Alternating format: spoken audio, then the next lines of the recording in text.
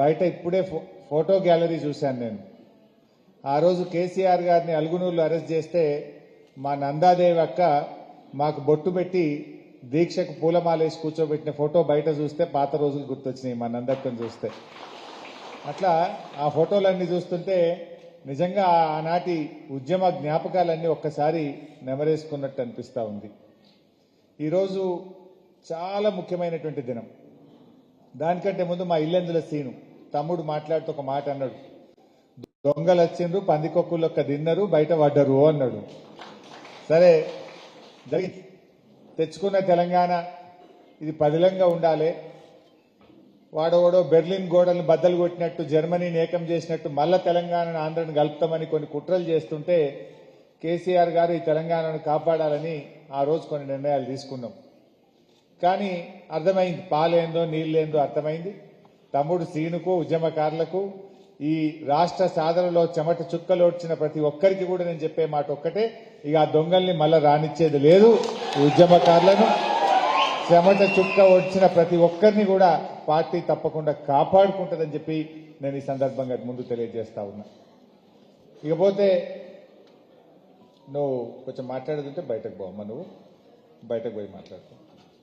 అయితే ఈరోజు ఒక్క విషయాన్ని మనందరం కూడా గుర్తుపెట్టుకోవాలి. నవంబర్ 29 దీక్షా దివస్. ఈ దీక్షా దివస్కు చాలా ప్రాధాన్యత ఉన్నది. అసలు దీనికంటే ముందు ఒక 2 నిమిషాలు అసలు మనం మాట్లాడుకోవాల్సిన అవసరం ఉంది.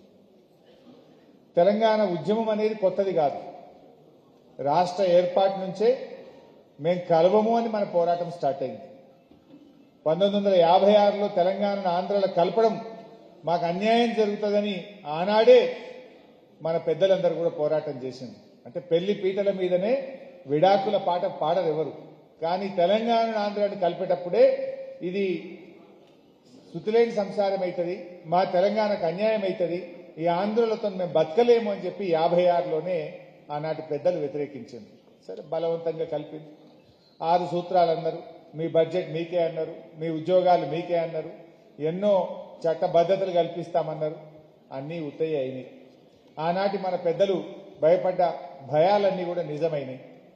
ఆ తర్వాత 69లో పెద్ద ఉద్యమం రావడం, 369 మంది చనిపోవడం, అదంతా కూడా మీకు చరిత్ర తెలిసిందే.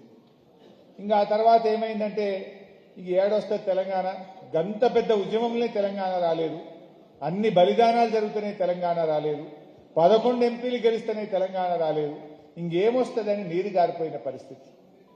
ఆ సమయంలో దేశంలో కొత్తగా 3 రాష్ట్రాలు ఏర్పడ్డాయి. జార్ఖండ్, ఛత్తీస్గఢ్, ఉత్తరాఖండ్.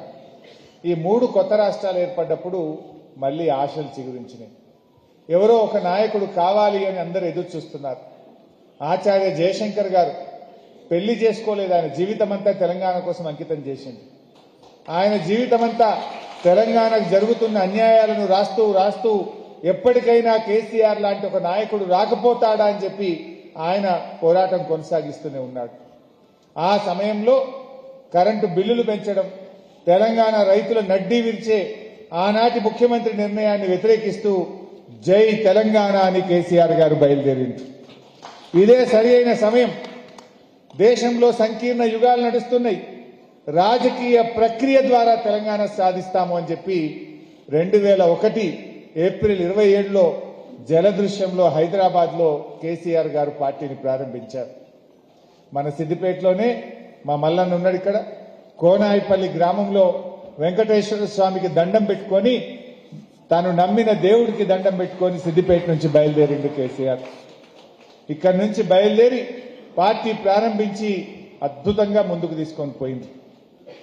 మరి ఆ రోజు ప్రారంభమైన ఉద్యమం మరి 2004 దాకా చాలా పోరాటాలు జరిగినాయి.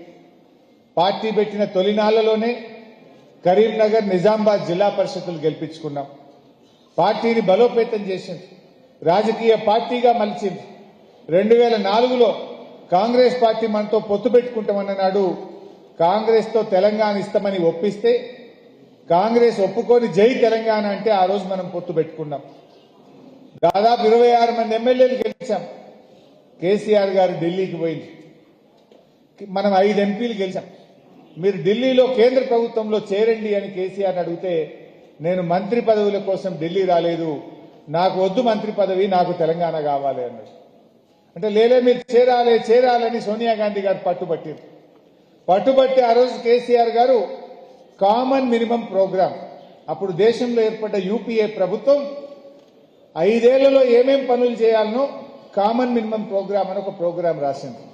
అందులో తెలంగాణ పెట్టండి, తెలంగాణ ఇస్తామని అలా రాయండి, రాష్ట్రపతి నోట ఉభయ పార్లమెంటు సభల్లో తెలంగాణ ఇస్తామని చెప్తే నేను మంత్రి పదవిలో చేరతా అని చెప్పి ఆ రోజు షరతు పెట్టిండు కేసీఆర్.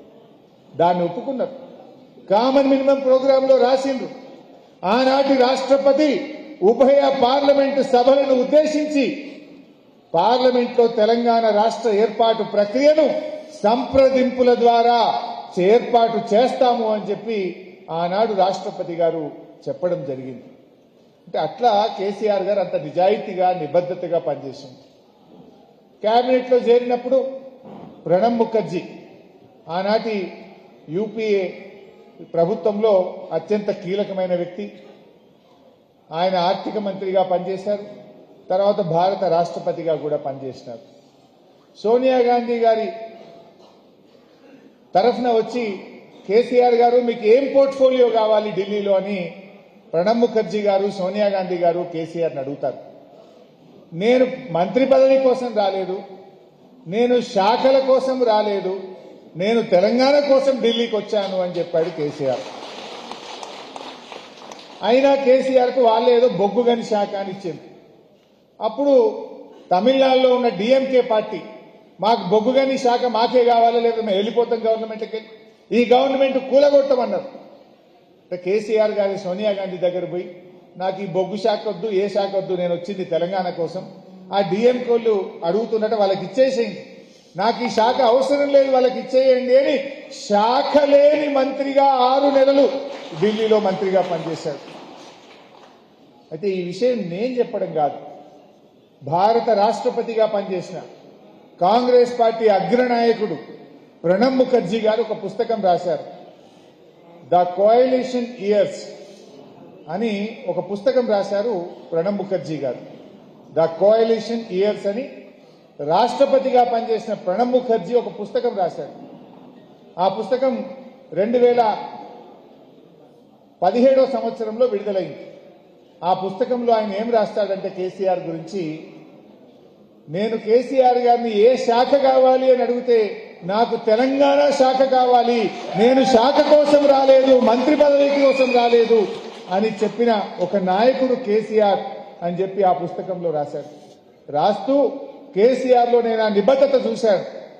ఈనాటి రాజకీయ నాయకుల్లో నాకు ఈ శాఖ కావాలి, నాకు పెద్ద మంత్రి పదవి కావాలనే రోజుల్లో నాకు శాఖే వద్దు అన్న ఒక నిబద్ధతను కేసీఆర్లో చూశాను అని తన పుస్తకంలో రాశాడు ప్రణబ్ ముఖర్జీ గారు.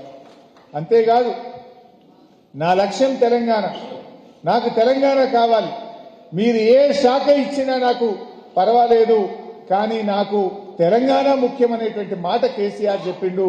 ఇది కేసీఆర్లో ఉన్నటువంటి కమిట్మెంట్ అనేటువంటి మాట ప్రణబ్ ముఖర్జీ గారు తన పుస్తకంలో తాను రాసినటువంటి మాట. ఈ మాట అంటే అంత పోరాటం. ఇవాళ ఎవడెవడో కేసీఆర్ గురించి మాట్లాడుతున్నాడు, తలకు మాసినోడల్లా మాట్లాడుతుండు. నిజంగా కేసీఆర్ గారు అంత నిబద్ధతతో పనిచేయకపోతే ఇవాళ తెలంగాణ వచ్చినా? ఇప్పుడు నేను చెప్తున్న మాటలు మనం చెప్పుకున్నది కాదు, కాంగ్రెస్ పార్టీ అగ్రనాయకుడు భారత రాష్ట్రపతి ప్రణబ్ ముఖర్జీ చెప్పిన మాట.